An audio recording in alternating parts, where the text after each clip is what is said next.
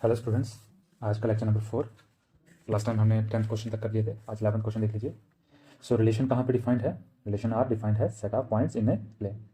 सो उन पॉइंट्स के बीच में रिलेशन कैसे दिया हुआ है कि दो पॉइंट अगर ओरिजिन से सेम डिस्टेंस रखते होंगे तो वो रिलेटेड होंगे। फॉर एग्जाम्पल देख लीजिए, अगर ये एक प्लेन है और ये एक पॉइंट है P और ये एक पॉइंट है Q। सपोज करो ये 1 सेंटीमीटर दूर है और ये भी 1 सेंटीमीटर दूर है, तो इन दोनों के बीच में रिलेशन एस्टेब्लिश हो जाएगा। क्यों? क्योंकि ये पॉइंट P भी ओरिजिन से 1 सेंटीमीटर दूर होगा और ये पॉइंट Q भी ओरिजिन से 1 सेंटीमीटर दूर होगा। तो इस रिलेशन के अकॉर्डिंग P और Q बिलोंग्स टू R करेंगे। हाँ, ये डिस्टेंस जरूरी नहीं है 1 सेंटीमीटर होगा। हाँ, दोनों के डिस्टेंस इक्वल होना चाहिए। ये 2 होगा तो ये भी 2 होना चाहिए, तो P Q belongs to R करेंगे। अगर ये 3 होगा तो ये भी 3 होना चाहिए, तो P Q R रिलेशन में बिलोंग करेंगे। ठीक है ना? तो इसको इक्विवेलेंस बताना है और फर्दर एक और क्वेश्चन है उसको भी देखेंगे। तो पहले इक्विवेलेंस बताते हैं इसको। सो सॉल्यूशन में here A B the set of points in a plane and defined R is equal to कैसा है P Q such that distance of point P from origin is same as distance of point Q from origin। तो ये relation defined है, तो उसको बताएंगे reflexive. Language सबकी same है। R is reflexive because for all P belongs to A, P belongs to R। ठीक है ना? इसका रीज़न तो ट्रिवियल रीज़न है लेकिन देना पड़ेगा। Because distance of point P from origin is same as distance of point P from origin। ठीक है, रीजन तो भाई जितना ओरिजिन से P का डिस्टेंस होगा उतना ही P का डिस्टेंस होगा। सुनने में अजीब लगता है लेकिन रीजन यही है इसका। R is symmetric because for every P comma Q belongs to R, then QR, sorry, for every P Q belongs to R, QP belongs to R। Reason क्या देंगे? Because for equal distance between origin to point P and origin to point Q implies equal distance between origin to point Q and origin to point P। ठीक है, क्योंकि अगर P और Q R में है तो ओरिजिन से P का डिस्टेंस और ओरिजिन से Q का डिस्टेंस सेम है। और इसी का दूसरा मतलब क्या निकलता है कि ओरिजिन से Q का डिस्टेंस और ओरिजिन से P का डिस्टेंस सेम। नेक्स्ट है R is transitive because for every P Q belongs to R and QS belongs to R, then PS belongs to R where PQS belongs to A। ठीक है, इसका reason क्या है? Reason तो बिल्कुल trivial ही है। Because distance, if distance of point P from origin is same as distance of point Q from origin and distance of point Q from origin is same as distance of point S from origin, then distance of point P from origin is same as distance of point S from origin.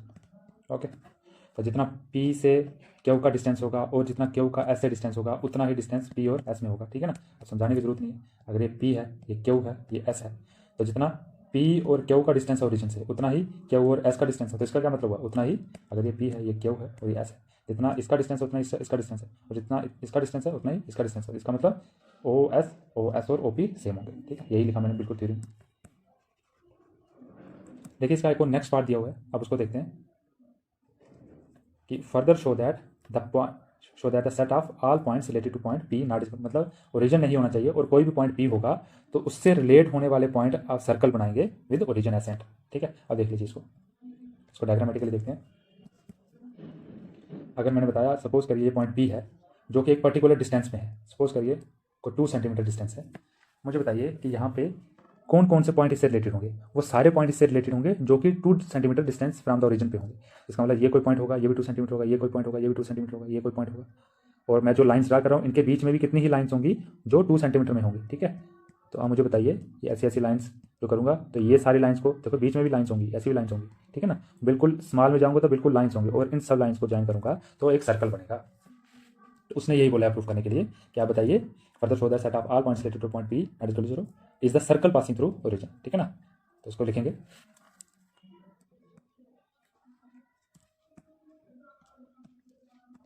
Late point P is at some fixed distance from origin। इसको ऐसे लिख देंगे से 2 centimetre, ठीक है। 2 units लिख दो, 2 centimetre लिख दो। Then points related to P be the set of all points at a distance of 2 centimetre from origin, ठीक है ना। therefore set of all points related to P forms a circle with radius 2 centimetre, ठीक है ना। ये 2 centimetre बताने के लिए भाई एक फिक्स डिस्टेंस होगा, सपोज कर लो 2 सेंटीमीटर होगा, तो अगर वो जो भी पॉइंट्स होंगे इससे रिलेटेड तो सारे 2 सेंटीमीटर डिस्टेंस में होंगे ओरिजिन से, तो उन सबको अगर मैं मिला दूंगा तो वो पूरा का पूरा एक सर्कल बनाएंगे, ठीक है। नेक्स्ट देख लीजिए, show that the relation are defined on the set of triangles. तो सेट कौन सा लिया है, ऑल द ट्राइंगल्स, ठीक है ना। जितने भी प्लेन्स में जो भी ट्राइंगल हो सकती हैं उसको ले लिया। और रिलेशन कैसे डिफाइन किया कि 2 ट्राइंगल्स आपस में रिलेट करेंगी कब, जब T1 is similar to T2। अब सिमिलरिटी का आपको कंसेप्ट तो मालूम होना चाहिए, ये छोटी क्लासेस में पढ़ते थे। अब क्या होता था, कारस्पॉन्डिंग साइड्स की जो रेशो थी वो इक्वल आती थी। अगर ये A/B थी तो C/D होती थी, और ये ABC सपोज करो ये E है, ये F है, ठीक है। और अगर सिमिलर बताना होता था तो बताते थे A/B is equal to C/D, B/E is equal to D/F and E/A is equal to F/C। अगर हम ये बता देते थे तो ट्राइंगल सिमिलर हो जाते। तो भाई बोला उसने कि रिलेशन क्या है कि एक ट्राइंगल दूसरे के सिमिलर है, तो हमें रिलेशन को इक्विवेलेंस बताना। इक्विवेलेंस बताने के लिए हमें, आपको मालूम है, रिफ्लेक्सिव, सिमेट्रिक और ट्रांजिटिव बताएंगे। चलिए शुरू करते हैं इसको।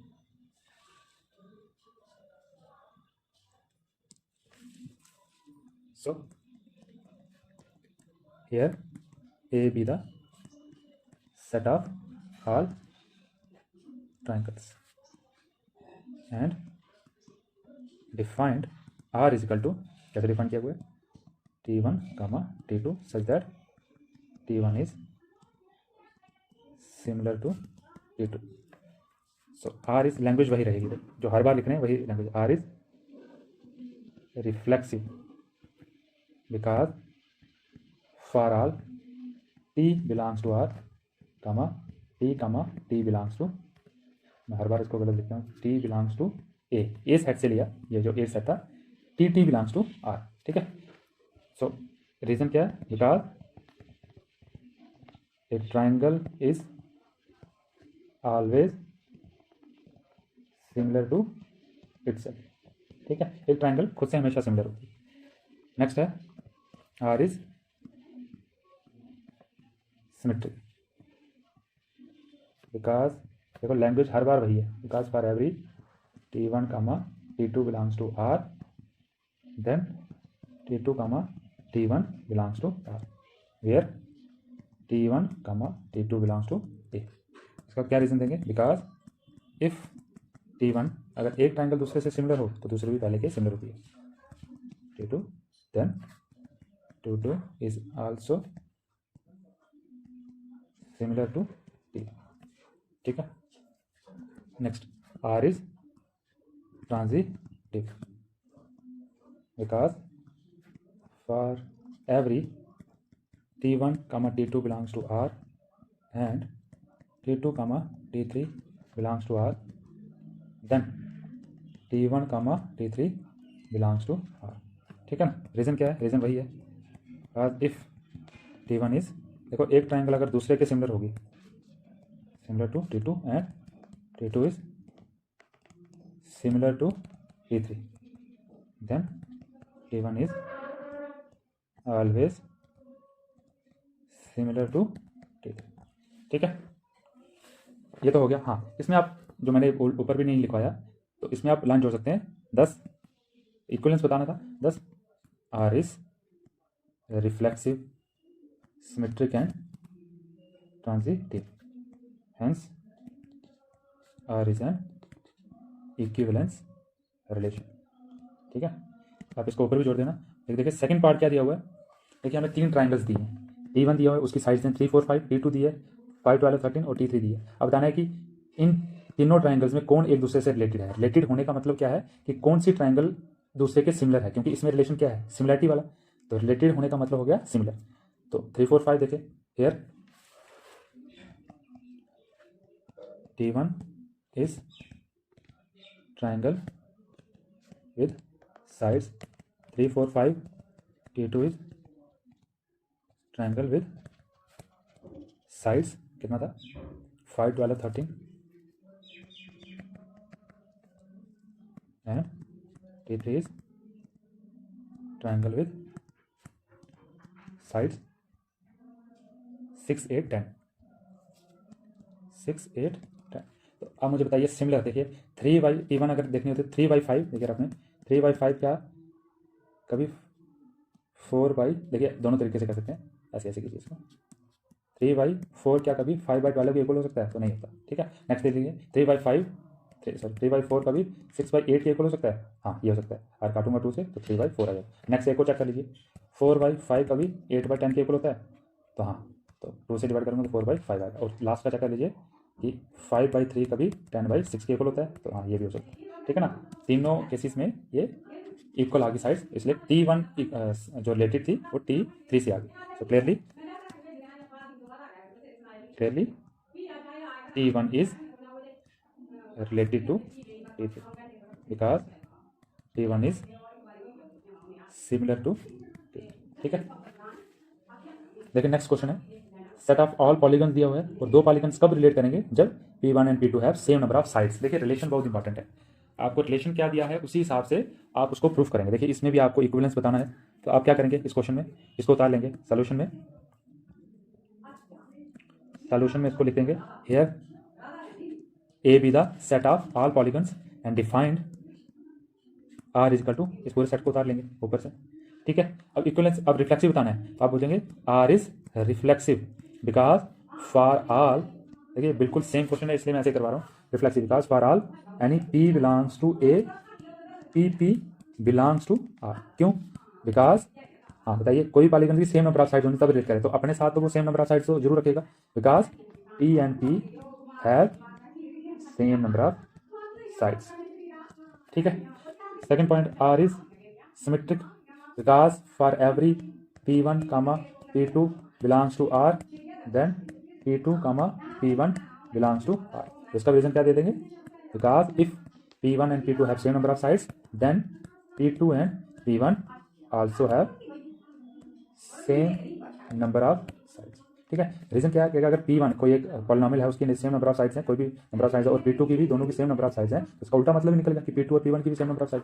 R इज ट्रांजिटिव, ये भी सिमिलर है। R is transitive because for every P1 P2 belongs to R and P2 P3 belongs to R then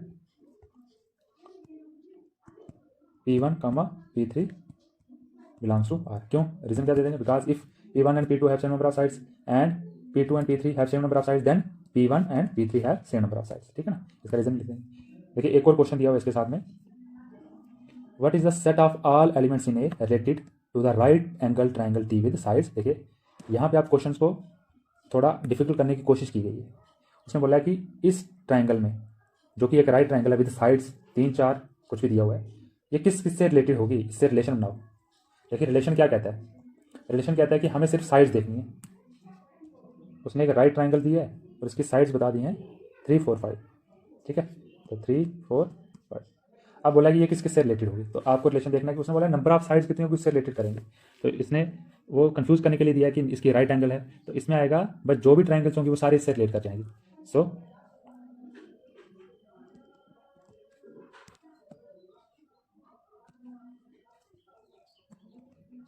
all the triangles related to the, ऐसे ऐसे लिख दिए, सेट ऑफ, स्टार्टिंग में ऐसे लिख दिया, set of all the triangles. देखिए इसके लैंग्वेज को थोड़ा ठीक कर लेते हैं। ठीक है, इसको लिखना ही है, इंग्लिश ही लिखनी है, तो इंग्लिश को थोड़ा सा ठीक करके लिख लेते हैं। तो उसने पूछा है हाँ, what is the set of all elements in A,